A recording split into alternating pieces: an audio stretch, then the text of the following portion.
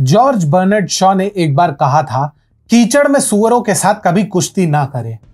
ऐसा लगता है कि राजनीतिक अवसरवादियों द्वारा अपने लाभ के लिए दुरुपयोग किए जा रहे इन विरोध प्रदर्शनों से निपटने के संदर्भ में अमित शाह और उनके साथियों ने इस कथन को गंभीरता से लिया है।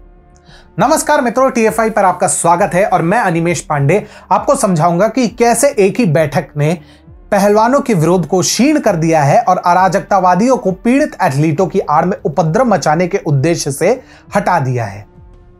तो अविलंब आरंभ करते हैं। एक अप्रत्याशित निर्णय में गृह मंत्री अमित शाह के साथ एक बैठक ने पहलवानों के विरोध प्रदर्शन को काफी हद तक बदल दिया है, जो धीरे धीरे उग्र हो रहा था। हालांकि विरोध की गूंज अभी भी सुनाई दे रही है, परंतु तीव्रता और दृढ़ता स्पष्ट रूप से कम हो गई है।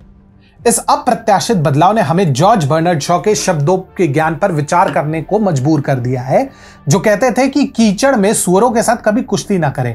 ऐसा लगता है मानो अमित शाह और उनकी टीम ने इन विरोधियों से निपटते समय इन्हीं शब्दों को हृदय से लगाया हो। कुछ दिन पूर्व WFI के पूर्व प्रमुख बृजभूषण शरण सिंह की गिरफ्तारी की मांग को लेकर धरना प्रदर्शन कर रहे पहलवान अमित शाह से मिलने को राजी हो गए थे। यह बैठक अब एक महत्वपूर्ण मोड़ के रूप में सामने आई है।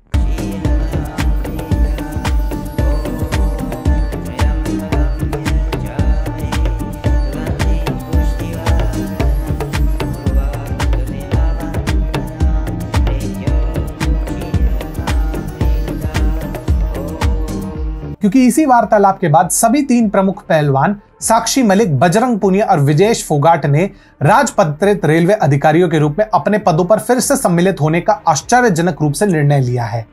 यद्यपि पहलवानों ने आधिकारिक तौर पर अपना विरोध वापस नहीं लिया है, परंतु अपनी नौकरी फिर से शुरू करने की बात उन्होंने स्वीकार की है। इनके टोन का परिवर्तन भी उल्लेखनीय है।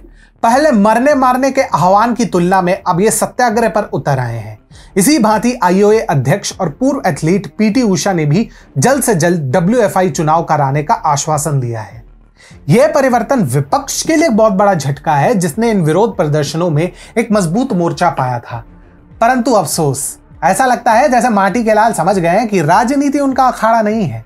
यदि पहलवान अपने विरोध के लिए प्रतिबद्ध होते तो वे हरिद्वार में अपने पदक फेंकने के तमाशे में शामिल नहीं होते और न ही टिकैत बंधुओं को इन पदकों को सौंपते। इस हरकत ने ही कई लोगों को इस विरोध की मंशा और दिशा पर प्रश्न उठाने पर विवश किया है। यह विरोध प्रदर्शन अब कितना निरर्थक हो गया है, ये इसी बात से पता चलता है कि विरोधी पहलवानों के मुख्य समर्थकों में से एक दीपेंद्र हुड्डा, जो कथित तौर पर WFI में अपना भाग्य आजमाने का प्रयास कर रहे हैं, राहुल गांधी के साथ अमेरिका निकल गए हैं। आंदोलन के एक महत्वपूर्ण समर्थक रहे हुड्डा की अनुपस्थिति इस विरोध प्रदर्शन पर ही प्रश्न चिन्ह लगा देती है।